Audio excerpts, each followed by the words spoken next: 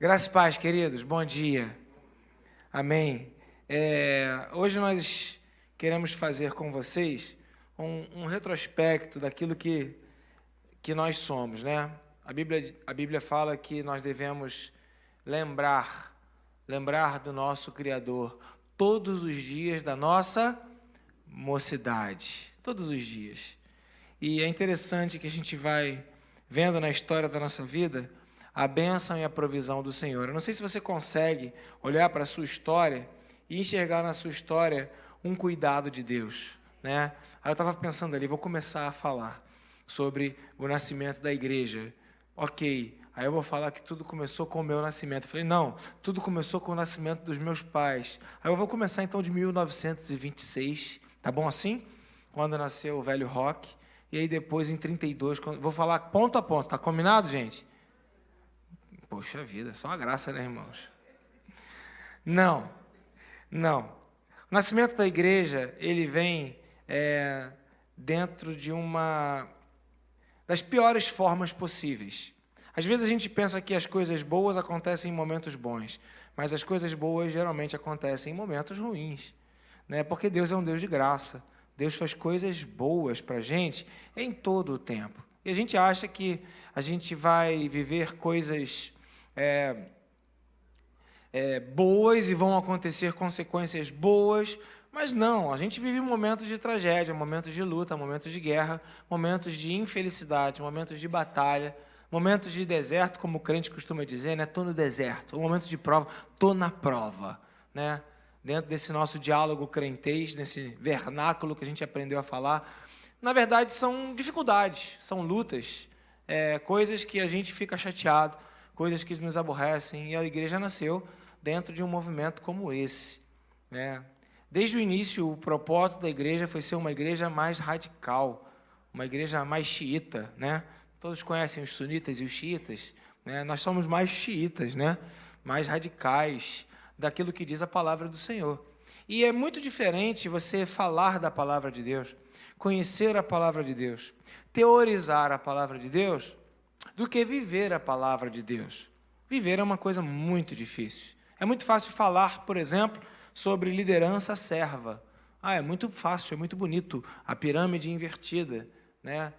Onde o maior líder é o que serve. É muito bonito, é muito legal, é muito lindo. Mas, na prática, colocar isso no dia a dia, em execução, é muito difícil. Porque a gente gosta de teorizar, mas quando chega a nossa hora de viver, a gente acaba não sendo capaz de executar aquilo que a gente teoriza. E quando a gente não é capaz de executar aquilo que a gente teoriza, a gente fica frustrado, desanimado, a gente abandona. Então, é com muita alegria que eu venho falar para a igreja hoje de que nós somos um milagre. Você pode repetir isso? Repita assim: nós somos um milagre. Milagre, milagre. Ter gente presente aqui no dia de hoje, depois de 17 anos de fundação dessa igreja, é um milagre. Porque o que a gente vê hoje, dentro de uma característica mais ampla, mais fácil de ver, é uma necessidade de servir aos nossos próprios desejos, aos nossos próprios interesses. Eu estava pensando ali sobre como que eu me sentiria agradado. Deram para mim parabéns. Eu falo, como que eu ganharia um presente? Qual o presente que eu gostaria de ganhar? E claramente eu pensei, rapidamente eu pensei, é um presente impossível.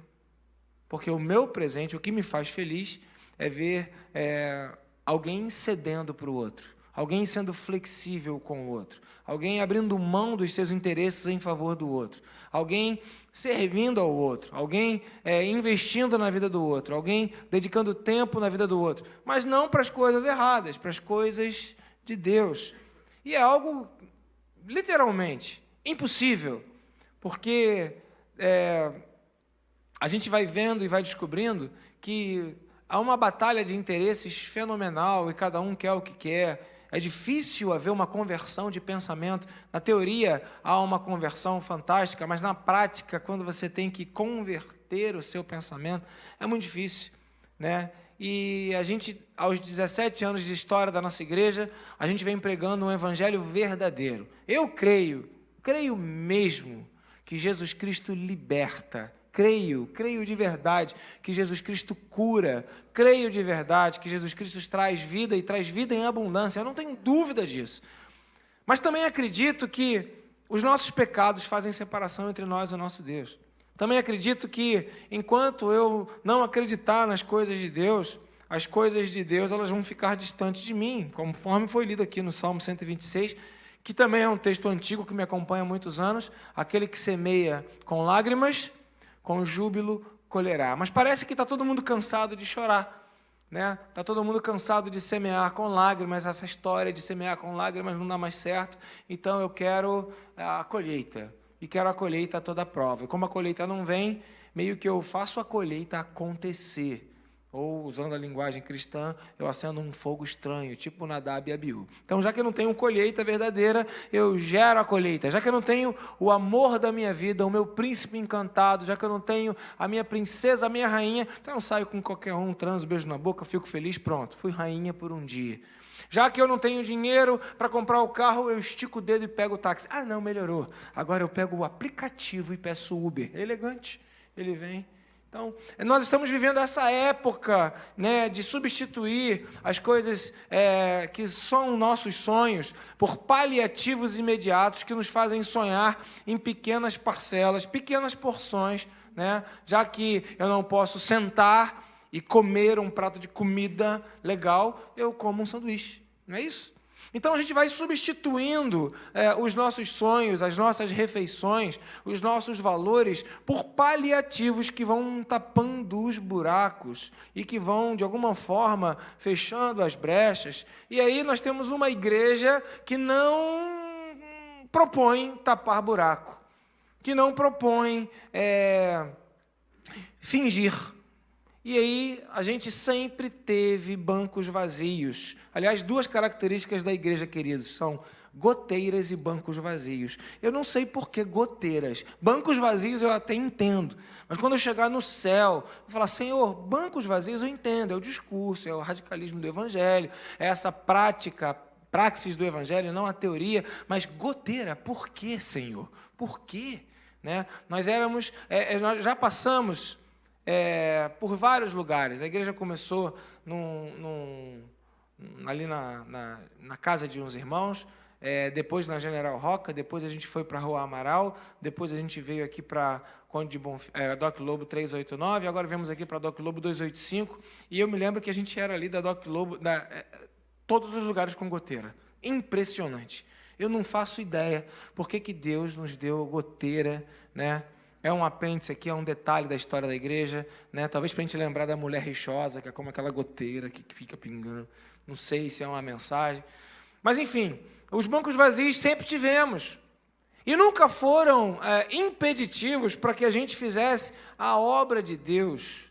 E eu fico pensando, meu Pai, o que seria de nós se nós tivéssemos os bancos cheios de gente disposta a pagar o preço e a semear sementes com lágrimas? O que seria de nós se nós tivéssemos um povo que tem paciência de estudar, de trabalhar de 8 às 5, de 8 às 6, de acordar cedo e trabalhar? O que seria de nós? Essa semana eu fui com o pastor Lúcio ali na Palmeira Tintas. Palmeira Tintas é uma loja de tinta que tem ali. E junto quando a gente praticamente inaugurou o templo aqui na Doc Lobo 389, que agora é uma academia, abriu também a loja Palmeira Tintas. Era uma lojinha pequenininha, e o seu Antônio estava ali, é um senhor que tem um cabelo tipo Joãozinho, gente boa, magrinho, e a gente começou junto, eu na igreja e ele na loja dele. E a gente foi comprar tinta ontem, uma tinta cinza queimado, que foi pintada aqui a sala azul acabou, queridos. Eu quero comunicar o óbito da sala azul com muito pesar, ela já não existe mais, mas ela foi-se, cabode, foi-se a sala azul, A nossa sala agora chama-se sala de reunião, amém? Sala de reuniões. Então, a sala agora ali, onde era o berçário, agora não é mais sala azul, porque a sala azul acabou, virou espaço gourmet. Agora ali a sala não é a sala cinza, é sala de reuniões, combinado? Então, eu estava lá comprando aquele cinza queimado para pintar a sala de reuniões, ok? E encontrei lá a Palmeira Tintas e falei, poxa, seu Antônio, cresceu aqui. E aí o seu Antônio falou, cresceu, e ele ficou feliz de ter reconhecido o trabalho dele, e ele mostrou que a lojinha ficou do lado, e compraram a casa, e aumentou para o lado da padaria, e ele me chamou para ver o estoque, ele me mostrou a loja dele, aqui pastor, enfim. E aí eu estou ali com o Lúcio, e está o seu Antônio, sobe, desce, levanta, abre, fecha, pega a tinta, mistura a tinta. Ele fez questão de me atender e tirou o cara. E aí a gente vai vendo que aquele que semeia, colhe. Aquele que trabalha, conquista. Aquele que se esforça, alcança. E a nossa igreja, na verdade, ela é o fruto disso, com todas as limitações de uma liderança impaciente como a minha, de uma mensagem radical como a que é apresentada na igreja, com todas as dificuldades de uma coisa chata que é orar, ler a Bíblia e cantar louvor, porque a gente gosta mesmo de festa, a gente gosta mesmo de bater papo, a gente gosta mesmo de comer mocotó, a gente gosta mesmo, de jogar dominó, a gente gosta de futebol, a gente gosta de acordar à tarde, a gente gosta de viajar, a gente gosta de comer bem, a gente gosta de andar de carro, mas, na verdade, o que traz resultado é o trabalho. O que traz resultado para a nossa vida é o trabalho. E é impressionante que com todas as limitações, com todas as dificuldades, com todas as crises, quem trabalha conquista. Então, a primeira palavra, que é bíblica, mas não foi lido ainda o texto bíblico, que eu quero ler para você nessa manhã, é o seguinte: trabalhe pela sua vida. Amém? Você pode repetir isso comigo? Trabalhe pela própria vida. Porque por pior que você seja, por mais incompetente que você seja, por mais limitado que você seja, por mais errado que você faça as coisas, por mais intransigente que seja o seu jeito de falar, o seu temperamento, se você trabalhar pela sua vida, a sua vida vai funcionar. A sua vida vai acontecer, a sua vida vai de fato existir. Eu falo isso com base na igreja que você está aqui hoje. Porque se existe essa igreja é porque a gente trabalha. Agora, temos um tamanho, temos um limite, por causa do limite do nosso trabalho, mas existe. Então veja, a gente tem agora aqui um desafio de trabalhar pela nossa própria vida, porque independente se você é bom ou bom demais, ou ruim demais, quem trabalha, quem semeia, vai colher. Não tem para onde correr, é uma lei espiritual, é uma lei de Deus, é um propósito de Deus, e infelizmente, às vezes a gente abre mão de acreditar que se eu trabalhar pela minha vida, a minha vida vai dar certo. Trabalhe pela sua vida.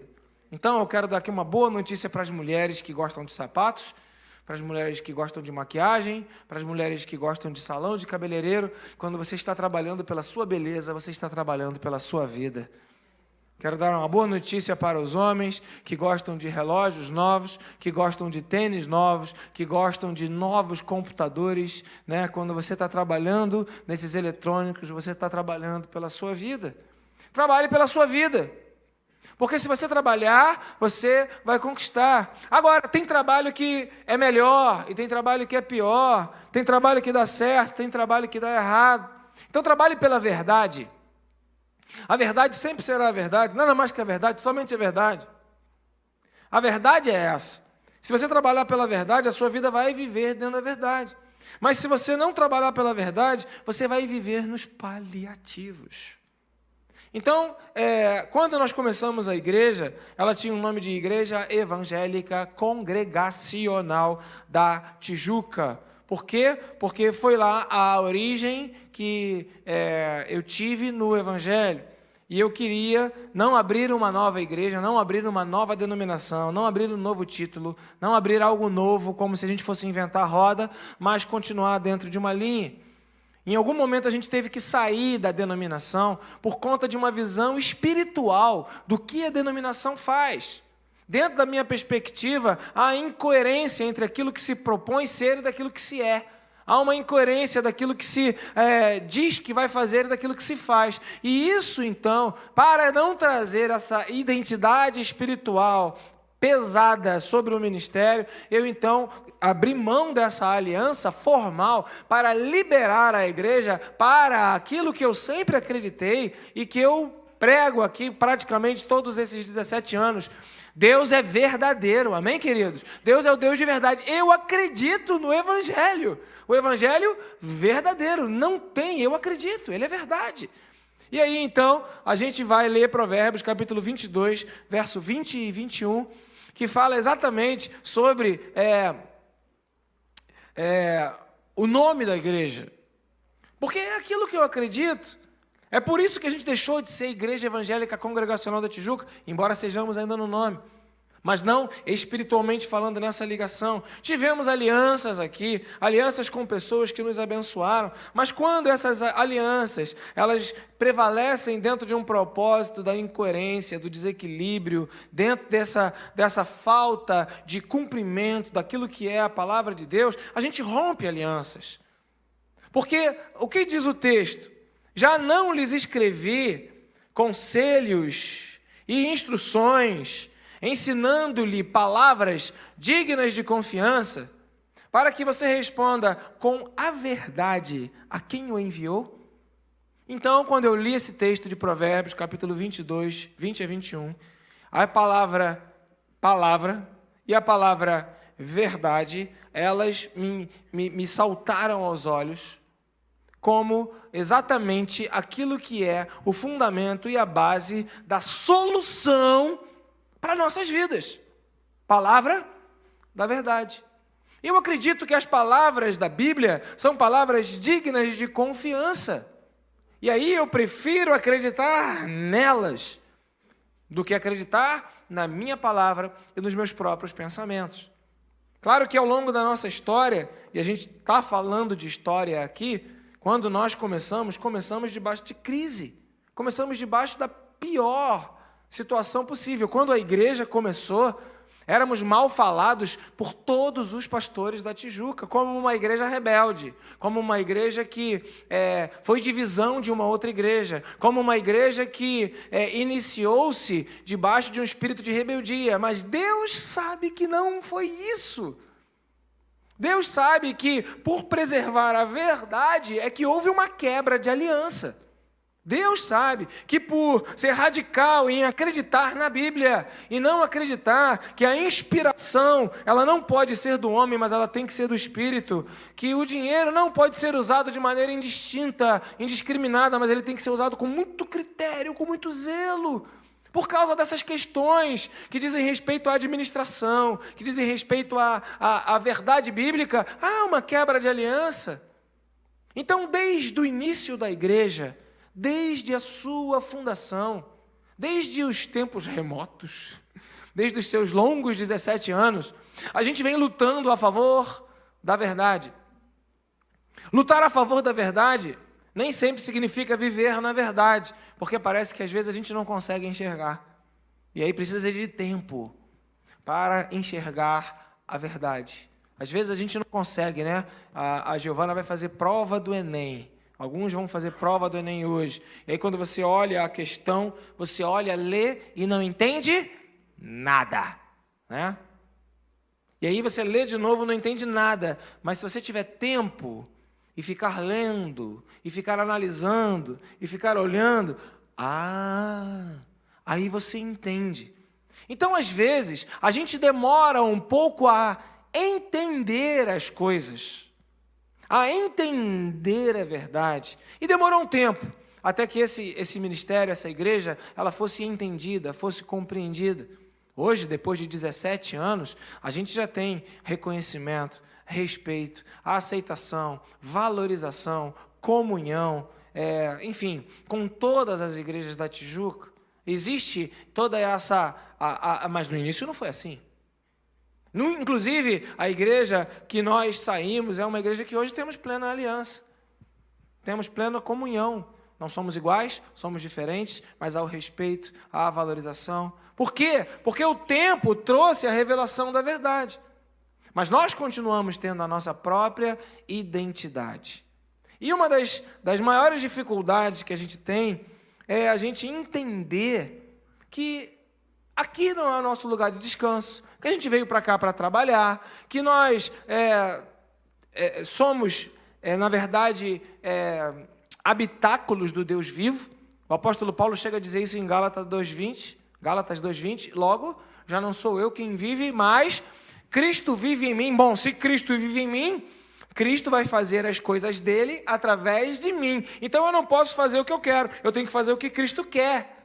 E é nesse movimento de eu não fazer o que eu quero, de fazer o que Cristo quer, que eu vou estudar a Bíblia. Então eu vou estudar. O que Cristo quer que eu faça? Porque eu erro quando eu não conheço. E aí eu vou estudar. Aí eu vou descobrir, Cristo quer que eu faça isso, então eu vou fazer. Aí eu posso fazer ou não. É uma questão de acreditar ou não nas palavras dignas de confiança, nas palavras da verdade. Então, se eu acredito nas palavras da verdade, no primeiro momento, eu não vou entender nada. Porque é quase que uma repetição daquilo que acontece na vida de cada um de nós. Né? A gente está vivendo uma vida, a gente chega para Cristo, tudo piora. Piora dinheiro, piora a vida sentimental, tudo piora, tudo. Aí nós somos tentados a nos sentir injustiçados por Deus. Uma das maiores características que nós temos é a da justiça própria.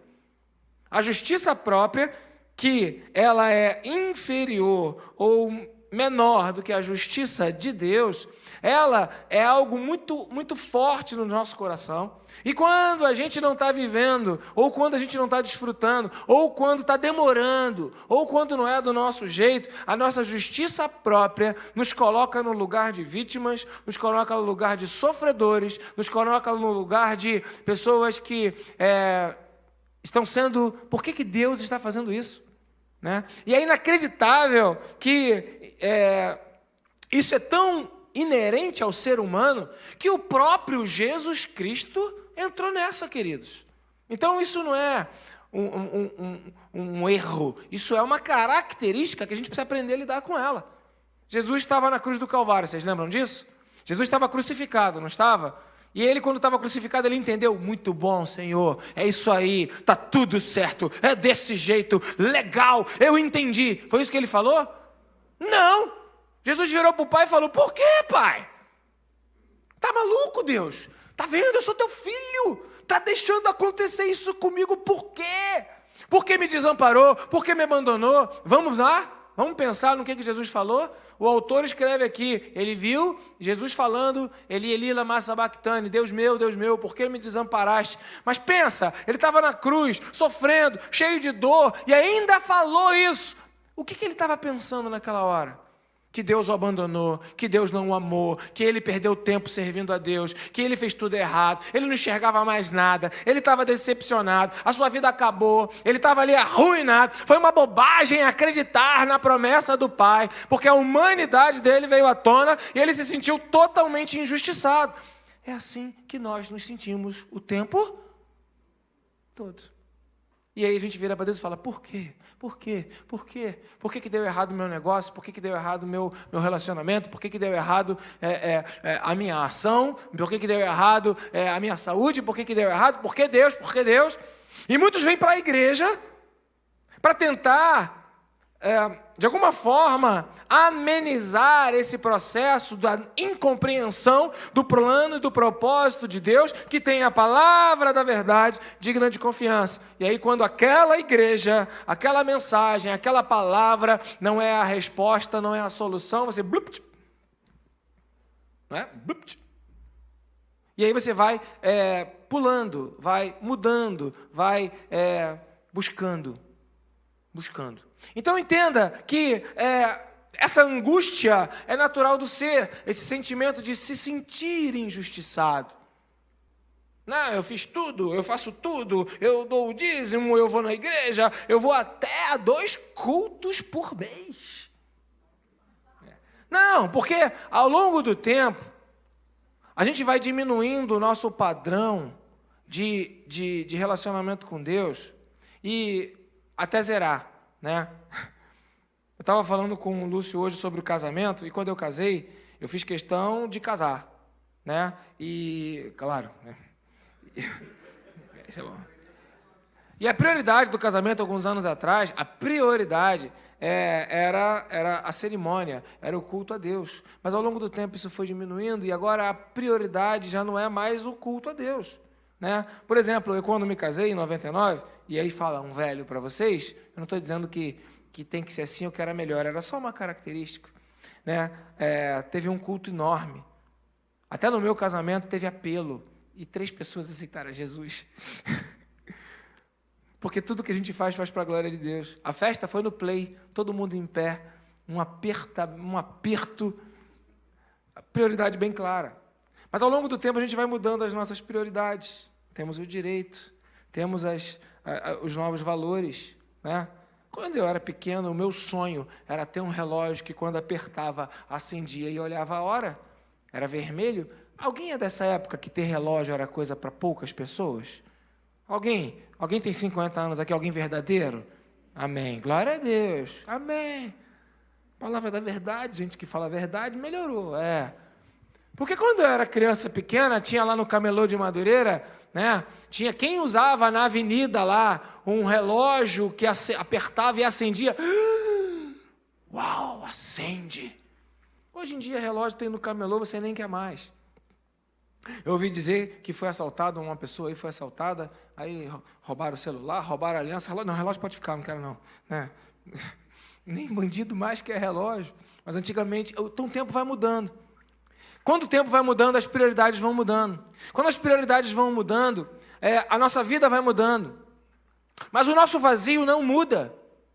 Eu assisti uma palestra do Billy Graham, que ele estava falando para o TED, que é uma palestra feita nos Estados Unidos, também tem no Brasil, edição no Brasil, para empreendedores, e Billy Graham estava falando do prazer que ele teve de ser convidado para falar para uma palestra de tecnólogos, da mais alta nata das mentes que falam sobre tecnologia, e ele falou, nós inventamos tudo, nós inventamos a solução para falar, nós inventamos a solução para comunicar, nós inventamos a solução para andar, e ele foi lá desenvolvendo, nós descobrimos os raios, as partículas, blá, blá, blá, mas uma coisa o homem não descobriu até hoje, nem nunca vai descobrir, como preencher o vazio do seu interior, porque só Jesus Cristo pode preencher o vazio do coração do homem. E parece que ao longo desses 17 anos, ao longo da história, essa mensagem de que Jesus é a solução, de que Jesus é a resposta, de que Jesus traz vamos dizer assim, solução total, ela é insuficiente para encher os vazios e para tapar as goteiras, irmãos. Enfim, eu não sei por que as goteiras, mas elas existem. Mas ela é insuficiente. Então, veja que vira o culto, ficou chato. Quando eu era criança, aos meus 13 anos, tinha a vigília de Bento Ribeiro, não a grande vigília, mas antes de acontecer a grande vigília, tinha a pequena vigília. Tinha um presbítero que o nome dele era Obadias. E o presbítero Obadias, ele entrava para a gente, depois de toda a noite de vigília, a vigília terminava, ou a gente acordava orando. E o presbítero Obadias levava a gente para uma sala. E eram poucas pessoas, eram 15, 20 pessoas na vigília. Aqueles que semeiam com lágrimas, colherão os feixes. Antes da vigília ter 10 mil pessoas, tinha 8, 10 pessoas. Eu estava lá. Quando a vigília tinha 10 mil, eu estava lá. Mas era pequenininho, e o presbítero Obadias levava a gente para uma sala, e ele começava a orar, e aquilo marcou tanto a minha vida que eu nunca mais esqueço. E ele orava, amantíssimo Deus. Imagina, com 13 anos, depois de uma vigília, eu roncava, irmãos, eu não dormia, eu roncava. Era chato para mim. Só que o nível onde eu quero chegar, o nível de desenvolvimento da chatice foi mudando, e hoje é chato vir para uma palestra, hoje é chato vir para o culto, hoje é chato ler a Bíblia, hoje é chato participar de uma reunião, hoje é chato. Então hoje é chata, a igreja hoje é chata. Eu preciso de uma igreja dinâmica, viva, ativa, que tenha movimento, futebol, festa, rock and roll, sem goteira. Uma igreja boa. É uma igreja que movimenta. Por quê? Porque as coisas de Deus se tornaram coisas chatas. Por quê? Se você olhar o que está por trás, é que a palavra da verdade, como ela demorou, e como dá trabalho perseverar, a gente está admitindo migalhas. Estamos admitindo flashes, momentos, congressos, momentos. E a gente vai vivendo disso. Mas se esquece de que a Bíblia fala que aquele que está em Cristo, do seu interior fluirão rios de águas vivas. Existe isso. Existe isso. O meu maior peso e a minha maior tristeza, e eu continuamente tenho andado triste, é ver a igreja. O meu maior presente também será ver a igreja. Porque quando eu vejo que a palavra da verdade ela está sendo trocada por um discurso de prosperidade, por exemplo, onde a igreja que prega que você vai ganhar dinheiro, você vai trabalhar, você vai frutificar, você vai ficar rico, você vai ter carro, você vai ter casa, Deus te chamou para ser cabeça e não cauda, você tem condições, você vai lá, é gol, né? Essa igreja tá bem. A igreja, né, que fala, olha, você é um pobrezinho, você tem que ser curado, vem aqui, eu vou pegar você no colo, vem cá, você vai ficar bem, tá bem. Os corinhos de quem canta, eu estava ruim, eu quero de volta o que é meu, eu quero, é meu. É o que toca na rádio. Se você parar para ouvir as músicas que tocam no rádio, você vai ouvir a palavra eu incontáveis vezes, mas a palavra ele, glória para ele, porque tudo vem dele, glória pois eternamente a ele, porque saiu de moda. Enfim, eu quero dizer para você que Jesus saiu de moda. Por quê? Porque demora. As coisas com Jesus demoram, as coisas com Deus demoram, as coisas com Deus não funcionam. Eu virei para o Ailton e falei para ele, Ailton, o Espaço Gourmet é fruto do seu trabalho. Eu falei, não, ele é apavorado. Não, pastor, não, peraí, calma aí, pastor. Não é. Sabe por quê? Porque quando a gente vê alguém animado, alguém que trabalha, alguém que persevera, alguém que semeia a semente, a gente se anima a fazer aquilo que não era esperado. Eu estou falando de um ser humano. Imagina Deus. Imagina Deus. Quando vê você pedindo pão, eu quero um pão, Deus vai te dar uma pedra. Mas aí a gente ora assim, ó, Senhor, eu quero um pão. Não tem não? Se não quer me dar, então não me dá, Deus. Não me dá, eu morro de fome, eu não quero mais nada. Tem sido a nossa oração. A gente está orando assim hoje, né? Eu quero casar. Não tem príncipe, então qualquer porcaria serve. Vocês estão entendendo? Eu quero igreja. Não dá. Qualquer uma serve, qualquer uma igreja, tá bom? E a gente vai se diminuindo. Então, se eu vejo alguém que está esforçado, alguém que está trabalhando perfeito, não. Cheio de exigência, mas está lá, trabalhando, pagando preço, abençoando. Vamos lá. Estão entendendo? E aí agora temos um Espaço Gourmet. Se você quiser trabalhar na igreja, é só vir. Tem trabalho. O tempo todo. Para todo canto. Para todo lado. Para todo jeito. Ideia. Para trabalhar. É o que não falta. E eu quis dar uma aula de liderança prática nessa obra. Porque quando nós estávamos fazendo a sala, o Lucinho, que não é Benjamin, é Lucinho, ok? Ele falou, por que não fazemos uma sala de reuniões? Aí eu falei, mas não, temos reuniões para tudo na igreja, toda hora a gente tem reunião, toda hora tem gente sentada para resolver, para discutir. Eu falei, tá bom, vamos fazer a sala de reunião. Aí, pastor, bota a parede, bota uma mesa, bota o carpete. Aí ele sonhou, mas está trabalhando, estava aqui ralando, se matando, participando.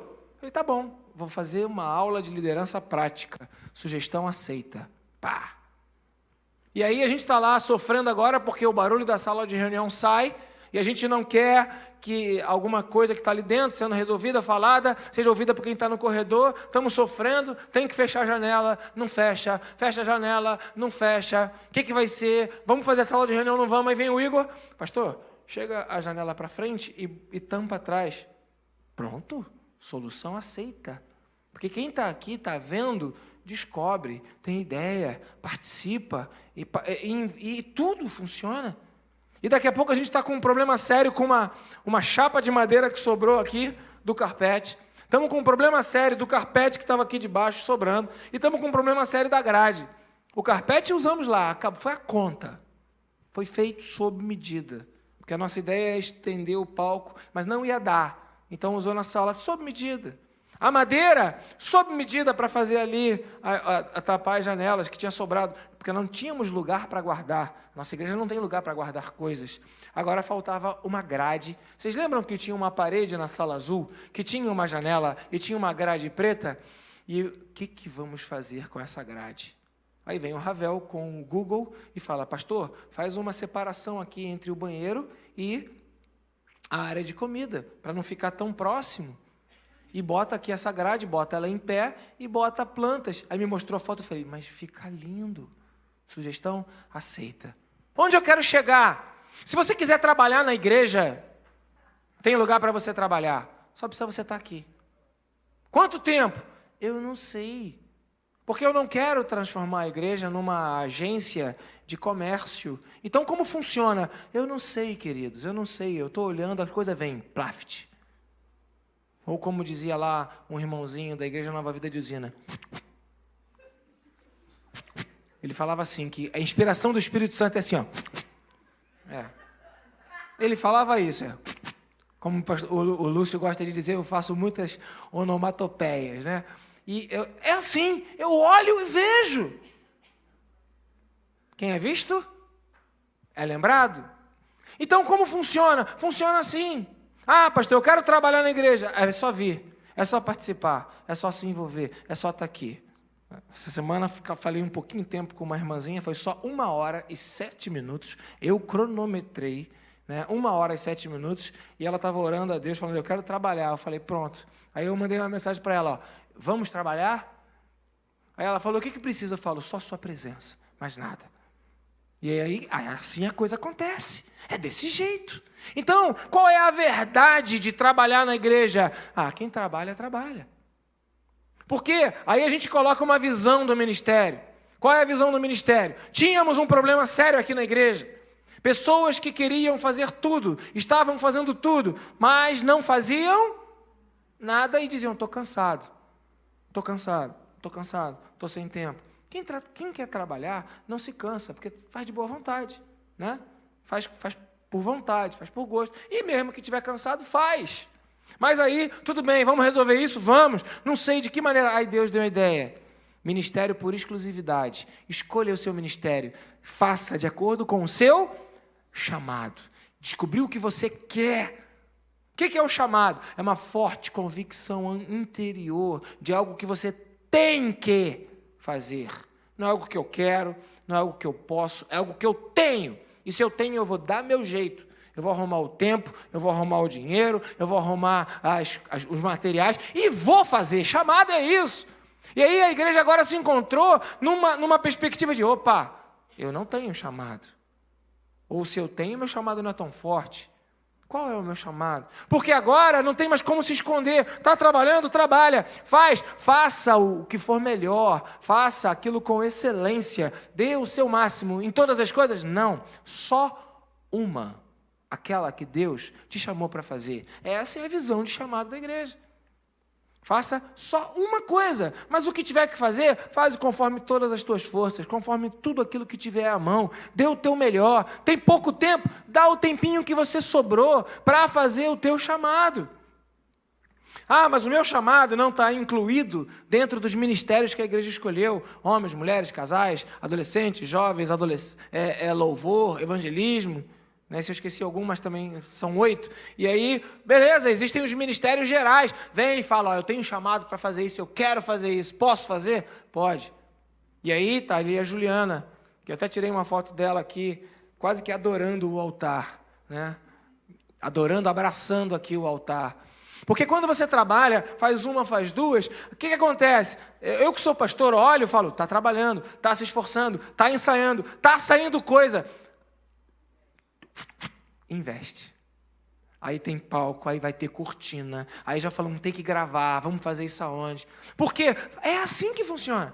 E uma coisa gera outra. Você vê o louvor ensaio, quinta-feira, ensaio no sábado, trabalhando, se esforçando. Aí viram os irmãos do louvor e falam, pastor, vamos tirar a mesa de som lá, o lugar da mesa de som certo é aqui. Beleza, merecem, vamos investir. Mas não tem dinheiro. Ah, Senhor, dá condições. E aí vamos lá, vamos vender aqui os instrumentos para poder fazer a obra. Aí botamos no Mercado Livre. Irmãos, em um mês, conseguimos vender R$9.000 de coisas. Aí não tem dinheiro para fazer todo o resto. Senhor, manda graça, Senhor, manda graça, Senhor, manda graça. Aí entrou um dizimão, ajudou a cobrir quase tudo. Então a sua oferta, o seu dízimo, de mais uns 3, 4 mil, cobre tudo o que a gente fez no tempo de crise. Sabe por quê? Porque nós estamos investindo em quem trabalha. Porque o Deus da palavra da verdade cumpre a palavra dele. Então, o seu Antônio, da Palmeira Tintas, trabalhou, prosperou. Se você trabalhar na sua vida, vai frutificar. Outro dia a gente estava aqui comemorando, glorificando a Deus pela vida da Dineide, para alguns marinês, né, que ela estava aqui fazendo, estudando. Eu fico feliz com isso. O Jorge era vendedor de carro, agora é doutor. A Marinês não era, ela passou a ser. E a gente vai vendo, ao longo da história, quem acredita, quem pega a palavra, quem persevera, vence. Simplesmente vence. E aí, trabalhe pela sua vida. Isso é verdade. Eu vou trabalhar para Deus. Dá trabalho trabalhar para Deus? Muito. Muito. Eu posso dizer essa semana, mais uma vez, que eu trago no corpo as marcas de Cristo. Porque para quebrar a parede, cansa. E aí, você vai ver que tem espaço para você trabalhar. O que eu ganho com isso? Queridos, eu não sei te dizer exatamente como acontece. Eu não sei te explicar. Eu só sei que tudo que o inimigo quer é que você não trabalhe para Deus através da igreja. E se o inimigo quer que você não trabalhe para Deus na igreja, é que tem algum mistério nesse trem. Tem alguma coisa oculta, escondida. Tem alguma coisa que... Aí eu começo a me lembrar da minha história. Eu vou encerrar com ela. Eu era um tumor. A minha irmãzinha não ia me ter. A minha irmãzinha de 5 anos, quando eu nasci, eu era um tumor. A minha mãe foi no médico e falou, não, é um tumor, temos que tirar esse tumor antes que a senhora morra. Sério. Aí quando abriram a barriga da minha mãe, o tumor falou, por que eu? Por quê? E por um filete lá eu não morri, aí eu nasci. Eu sempre fui gordo, sempre sofri bullying, sempre fui grosso, mal educado, sempre tive essa dificuldade, mimado. Aos 12, tem gente mais improvável do que eu para você seguir enquanto pastor? Sempre, o mais improvável. Parece que Deus pega as coisas que não são desse mundo, as coisas burras, idiotas, desvalorizadas, as minimizadas, as desprezíveis, e coloca lá num lugar de autoridade para mostrar, sou eu que faço. Então não desista da sua vida, não desista. Não desista do seu trabalho, não desista da sua mensagem, não desista do seu casamento, não desista do seu trabalho, não desista do seu sonho. Não coma migalha, você não precisa. A Bíblia fala que os filhos sentam à mesa e comem um banquete do rei. Não coma migalha, você não precisa. Está demorando. Aquele homem que estava à beira do poço, jazia paralítico, quantos anos, irmãos? Demorou, né? Demorou. Aquela mulher que não tinha filhos, há quantos anos? Aí o profeta Eliseu chega, ora, profeta Elias, chega a hora. Então, Não desista no meio do caminho, não pare no meio do caminho. Você faz parte de uma igreja da verdade, de verdade.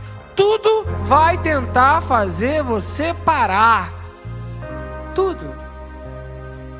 Tem até uma música que a gente cantava lá no presídio, quando o pastor Lincoln ainda era pastor dentro do presídio. O que vem para tentar ferir o valente de Deus em meio às suas guerras. Que ataque é capaz de fazê-lo olhar para trás. E ore pela Ludmilla, que ela está com câncer. A autora dessa música e cantora.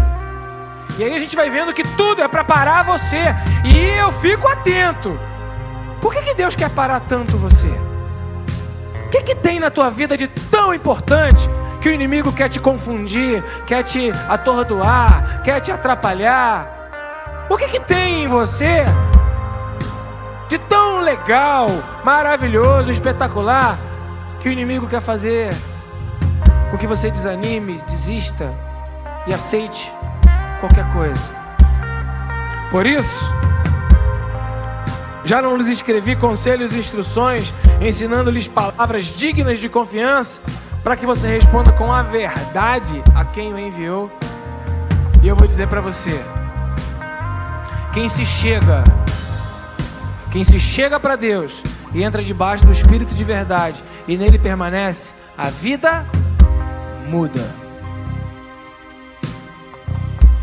Eu não tenho dúvida que a vida do pastor Lúcio mudou, a vida da Carminha mudou, a vida da Evelyn mudou, a vida do Lucinho mudou, a vida do seu Humberto mudou, a vida de cada um que trabalha nessa igreja muda.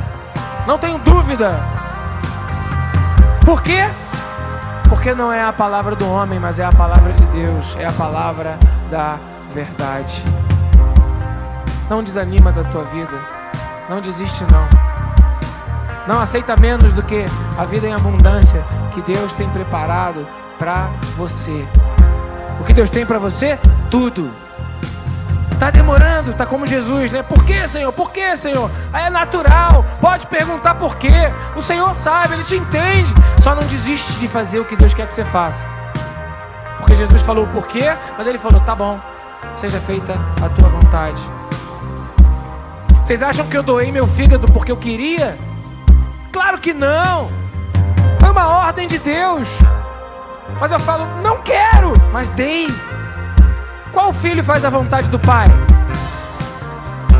O que diz que vai fazer e não faz, ou o que diz que não vai fazer e faz? Aonde está o verdadeiro evangelho? No que teoriza e não faz, ou aquele que não tem tanta teoria, tanto entendimento, tanto conhecimento, mas faz? O poder de Deus consiste em transformar a nossa fé em atos de justiça que glorificam a Deus. São os detalhes que mudam a nossa história.